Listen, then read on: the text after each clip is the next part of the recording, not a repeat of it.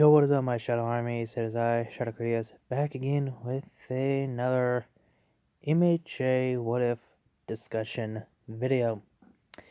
So, yes, this is gonna be about the OCs, and this topic was requested and donated by my good friend 212th Trooper, who donated $20 for this topic. And if you guys want any videos that you guys have in mind for any type of content that you guys want to talk about or want me to make or whatever, my link to my Cash App will be down below the description box. You guys can donate.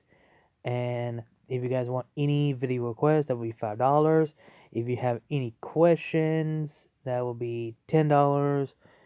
And if you have any anime or manga recommendation that you guys want me to see or read, that would be 15. Any types of what if storytelling or discussion, that would be 20. And for the Deku what ifs, that will be $50. So yeah, I just want to clarify, and this is the first one for requesting video by donate by from 212, who requested this topic. So if you guys want to see more videos like this, like, comment, share, subscribe, turn on notification bell for more content, and make sure you guys donate on my Cash App. So this is a what if of what if Jack Hardy was in the Shadow Among Us. Basically, if Jack exists in my story of the Shadow Among Us story. And trying to find the right word here. So basically, for those people who need to know, who is Jack Hardy. Long story short, if you guys saw the video where I did like a review about Mr. Arachnid, yeah, that guy, that's the same person that's the same OC who is owned by 212. And Jack Hardy is owned by 212. And you guys see the image from this was now a thumbnail, as if you saw the full images version of this when I posted a community tab a while back, you guys would know this. You guys would know this image. So, and also, long story short about who is Jack Hardy. He's the son of Mr. Arachnid and the rabbit hero Mirko. And he was born in an accident where both Mr. Arachnid and Mirko had a one-night stand, and they got drunk, and again got drunk in a one-night stand, and Jack was born in a happily accident in a way. And I don't want to go over about Mr. Arachnid because it gets really complicated. And Jack, his quirk is basically evolve, well, rabbits. And he does have superpowers based on his father that is not a legitimate as a quirk. And he does have similar trait from his father that doesn't age. Well, until you at the age of 25, you stop aging there. Have the ability to read through people's minds and memories, and has a good sense from his father's side, but also have a sense from his mother's side as well. And he does have the equipment of basically like Spider-Man, like, shooting spider webs or whatever, which he have it from his father's side of, the equipment for spider webs basically. What else? And his quirk again is basically just a rabbit, and just rabbits in general. So there's that. Again, it's complicated for me to go in depth to it. So again, I had to think something on how I want this to go, but I decided to go with a discussion instead of a storytelling. And yeah, if Jack exists in the world of the Shadow Among Us, the MHA story that I made. And before I get to this, me and 212, we kind of discussed about this scenario here and how this would change some of the events. And we discussed about, Cage getting caught by Mr. Arachnid instead of Aizawa.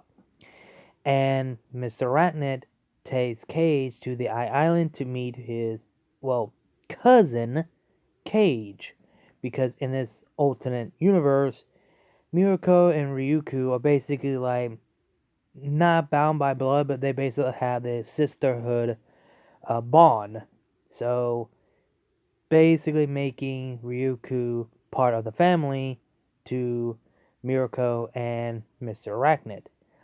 And basically consider Jack and Cage as a cousins.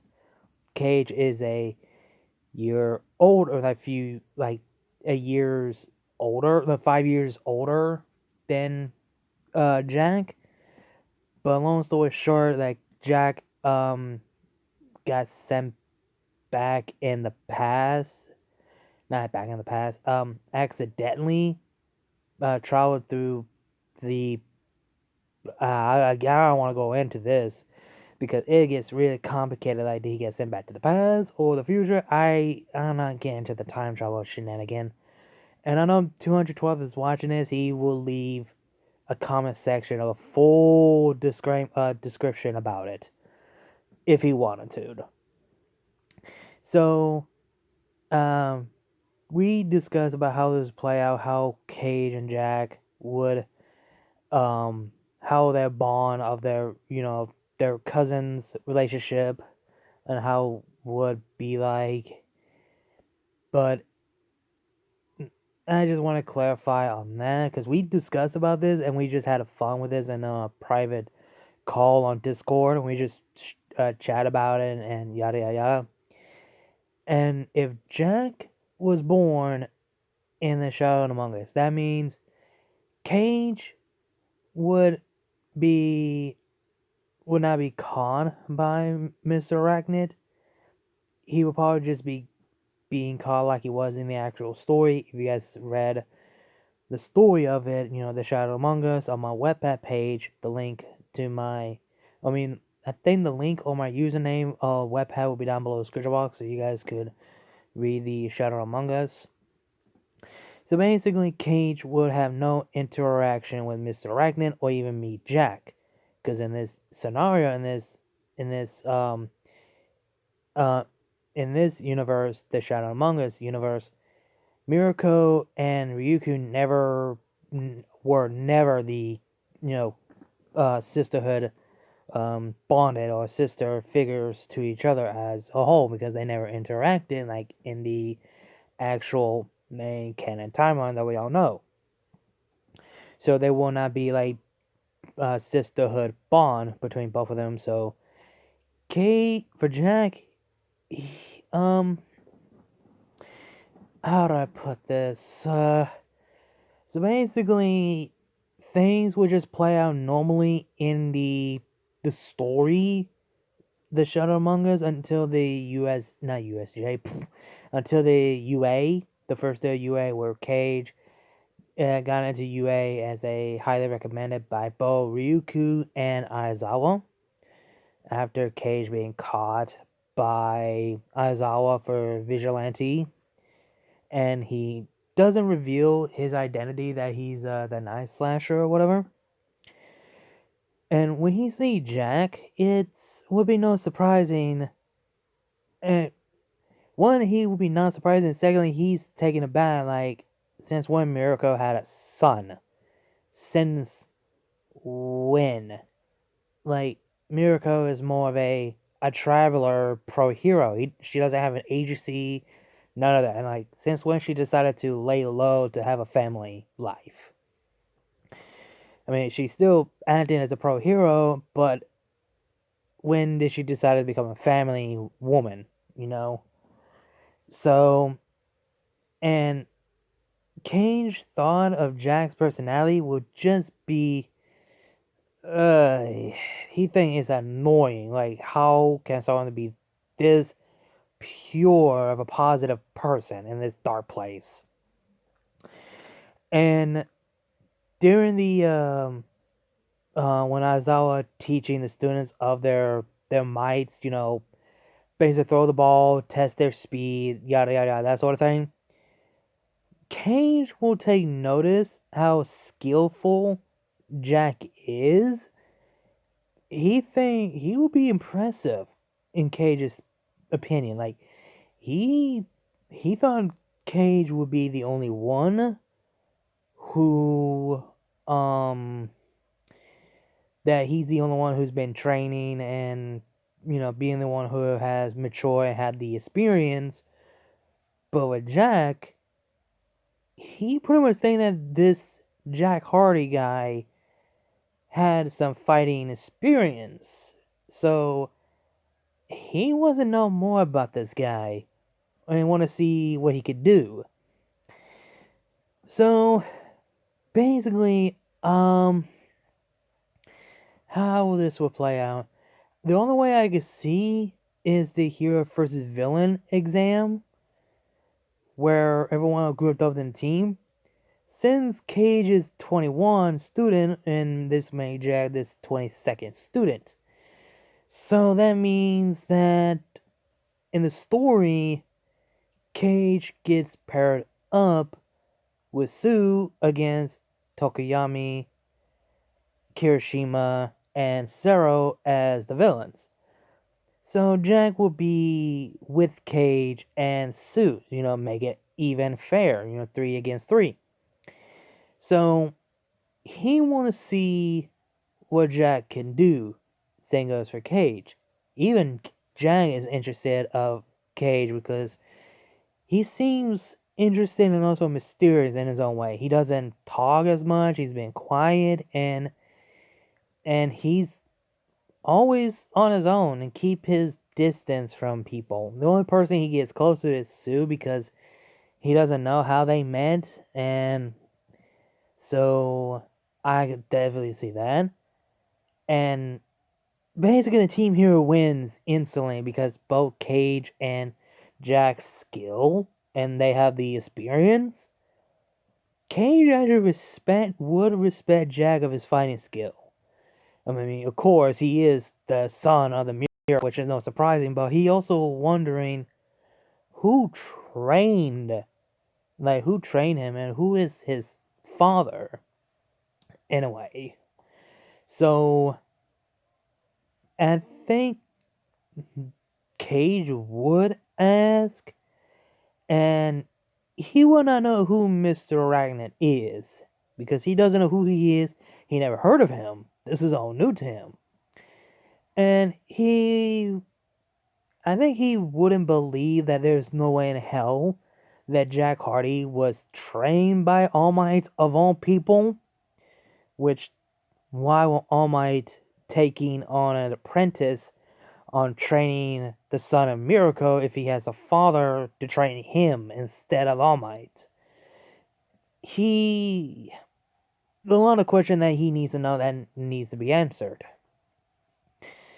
So basically the story goes, USJ, it would end it quickly if you think about it, because one, you have Jack Hardy, who's the son of Mr. Arachnid, who's literally not a human. He's basically he looks like a human, but he's basically what was the race? The Quarians. Yeah, the Quarians. He's basically a Quarian, but look like a human. And Mirko, who's actually is a human with the quirk and the power of a fucking rabbit. So you have him plus All Might, and of course Mr. Arachnid will show up if anything is going to happen to his son, because he also could sense danger, something's not right, so he will know where his son is at. So the USJ incident would change drastically before All Might even shows up. But does Cage still killing villains in the fire zone when he's on his own, separated from Ojiro, like in the story? Oh, he does, and he keeps that shit a secret. But Yeah, and before this sports festival starts, I think Cage will snap at everyone and make a statement and facts that how can y'all be so excited of everything that just happened? Like we witnessed a fight, we witnessed almost near death experience. We almost lost our classmates. Like he pointed out Suyu, Bedoya, Shinzo, Kaminari, and who else almost got injured? I think that's it. I think that's basically it. Like they literally almost got hurt and they almost got killed by the villains.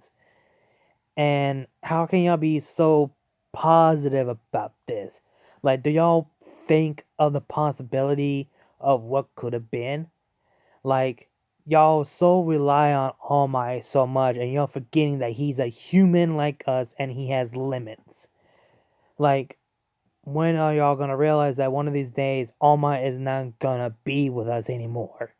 Like, he could die sooner or later, and y'all don't know it because y'all are not thinking about it, the possibility. So he would actually would snap, and and he and Jack would understand where Cage is coming from. He does have a valid point. Like they need to think on that. Like All Might could die eventually, and he's not a god. He's a human. He has limits because Jack would know. So he would know about All Might's skinny form. So he made a valid point.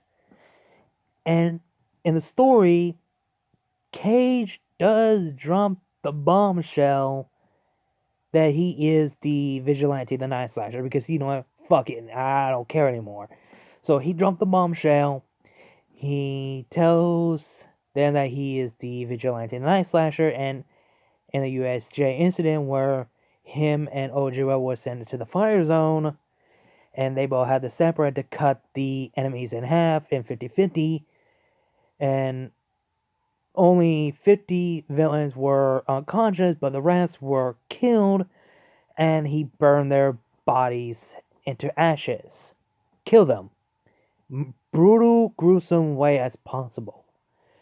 And Jack would be discussed, and I mean, one, yeah, you're not supposed to kill villain. That's not the right thing. Secondly, Cage was in a right for self defense, and he didn't have a choice. Maybe he didn't have a choice, but when he see the look in his eyes, yeah, he has no regret what he did. It's not the first time he done it, so he knows he has killed villains with no regrets, and he wants to know more about Cage. He wants to get to know more about this guy. So basically, the story plays out as usual. It's just that few things change a lot because you have Mr. Ragnan and Jack of their powers and their abilities and their strength, all of it. It would change drastically. Again, there's a lot, but I just don't want to go in depth to the story because of it. And how do I put this? Cage would meet Mr. Arachnid, and I think in the hero internship program or whatever, I think Jack would try to get Cage to, yeah, he actually would have Cage to go with him to have the internship with him with his father after the sports festival. If you guys want to know who actually would win the sports festival, it's 100%. It's gonna be Jack. Of course, he will win because of his power. Bakugo will be I would say number 4, Todoroki number 3, number 2, and Cage will be in the number 3. The right who won in the sports festival. So there's that. Um, What else am I missing? And I think in the internship is where Cage would meet Mr. Arachnid for the first time, and he actually will show Cage, his past life, yada yada, because to fully understand, and because Mr. Arachnid would understand where Cage is coming from. Like, he sees Cage of himself what he used to be. So he think he can fully trust Cage with it, so he shows him everything about his past, his history, the death of his older daughter, his first ever child, Jessica, and everything else. So there's that.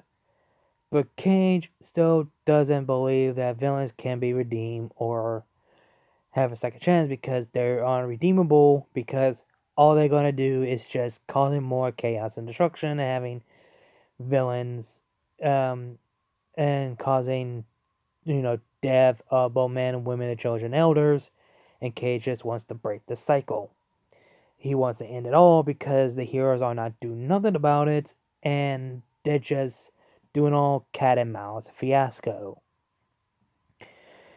And Jack, the bond between them two in this scenario for the Shadow Among Us, they will be more like brotherhood, bonding, and they're basically the opposite versions, but a perfect duo. With Jack being the spirit, the light, the hope, and the positive side. Not give up hope, and there's always the bright side. The happy-go-lucky kid that sees, you know, cheer up type of kid. Where Cage is more the emo ego rhymes, okay. Basically Cage is more like, had too much pride, ego, emo, arrogant, and negative side, and cold and harsh, and just more like be more serious and mature type of way. And they both are basically the opposite version of themselves. And when Jack learns about Cage's father, then yeah, his father was not part of his life. The only family member he had was his mother, and he pushed her and his sister away. Not blood related. Nedra, his first ever babysitter that he looks up to as his sister when he was a kid, before he had his quirk.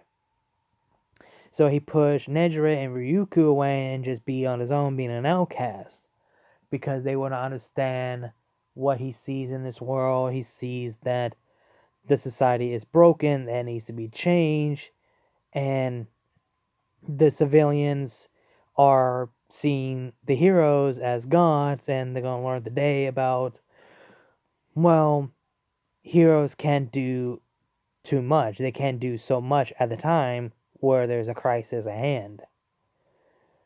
And so basically, the war arc, which I will get into that later, I'm trying to think.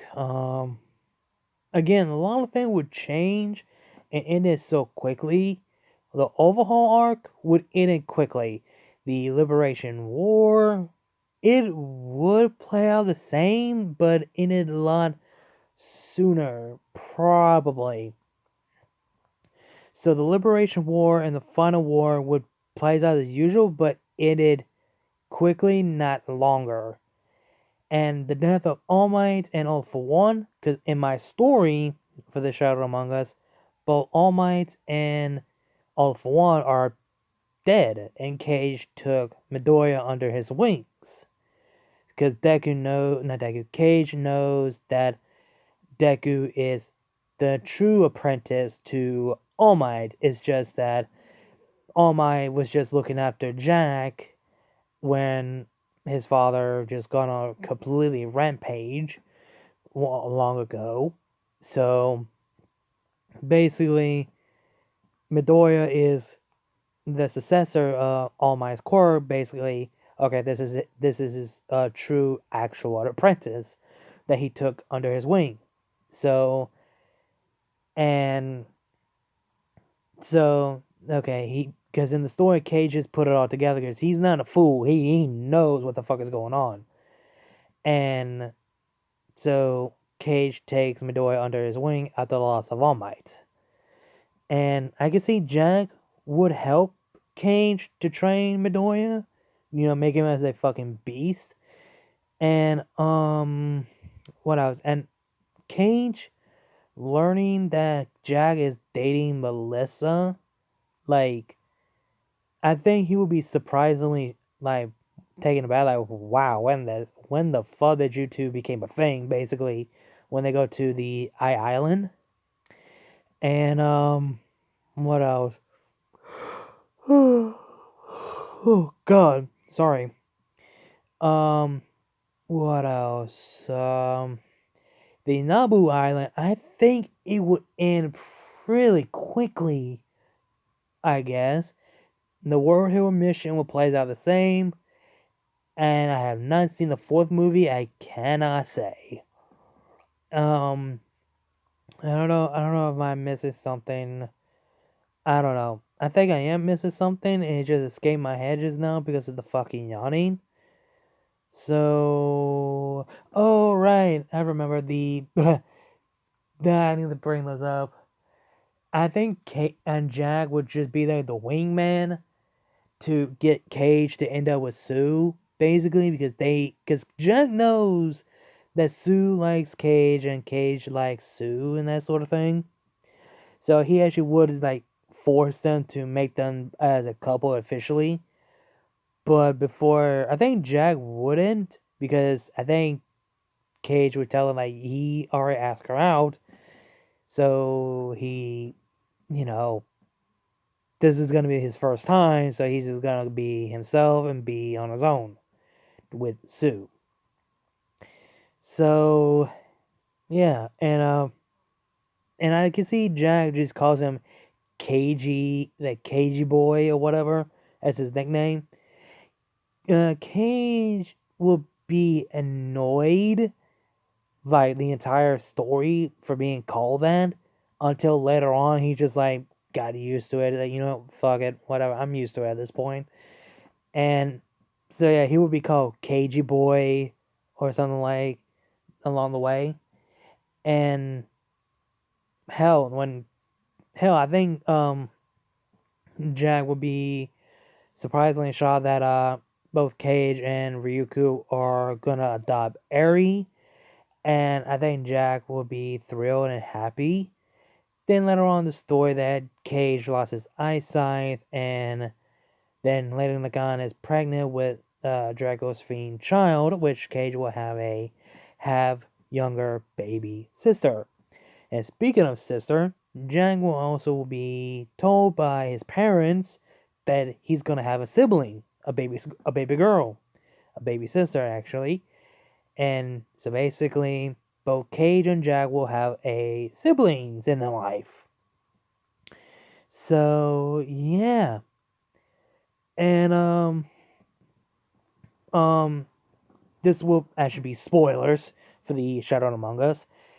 Deku will still have one for all, and when it comes to the hero ranking for in this scenario for Jack, Deku will be number one, Jack will be number two, Mirio number three, and Todoroki be number four. Cage would be number nine, like his mother. So there's that. And with Mr. Arachnid, I could see him be in the number five, maybe, like, because they will change the ranking or whatever.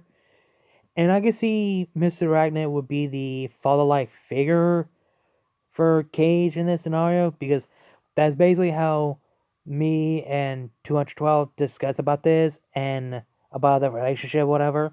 But in this scenario, Cage always see Mr. Arachnid like a father figure, and I see Jack like a cousin-like figure, not cousin, brother-like figure in this scenario. So there's that. I don't know what else I could say about this, because I already said enough of everything. So the relationship that I just mentioned, that for Cage in the Shadow Among Us with bonded with Jack Hardy, I can see them be like a brotherhood, basically. You know, they're two opposite side, the two side of the coin. Like one is a positive and one is in the negative, and they both are representative of that. You have the positive, the light, good looking, the positive, the light, the hope person, and you have the pride, arrogant, ego, and negative side. So they're basically the perfect duo for each other, and they show a brotherhood. And later on, they have each other's back. So yeah, I think that's it. I have to say. I don't know what else I could say because this video has gone a bit like too long, like 31 minutes now. So yeah, that's basically all I have to say for this discussion for what if Jack Hardy was in the Shadow Among Us story. So yeah, hope you guys enjoyed the video. Like, comment, share, subscribe. Links to my other channel, my social media will be down below the description box. So you guys know the drill. If you guys want your video request done for you, make sure you guys donate on my Cash App for any type of requesting videos or questions that you guys want to ask and answered. So feel free. So the link to my Cash App will be down below the description box. So you guys can donate, feel free, or if you just want to donate to support the channel, feel free, I wouldn't mind. And yeah, I hope you guys enjoyed the video. Again, like, comment, share, subscribe. Links to my Cash App will be down below description box, you guys know the drill. Again, like, comment, share, subscribe, and I'll see you guys later. Kneel before Shadow Critias, and I'll see you guys later.